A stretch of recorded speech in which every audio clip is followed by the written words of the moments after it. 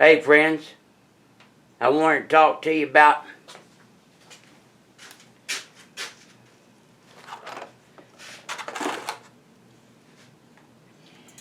these hubs. This is the control mechanism for a Tandem Bendix booster.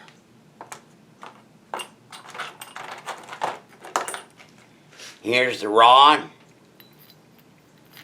the keeper, special spring, two little metal parts in here to reinforce the rubber poppet valve. And right here, this keeper that's wedged tight down in there is designed to sit around that ball. And that's why you have to completely and totally disassemble a Tandem Bendix hub booster in order to get the rod out. It is not like a Midland Ross that just has a little cheap clip. So that's it. That's what holds the whole thing in there and together. God bless you. God bless America. And happy Mopar.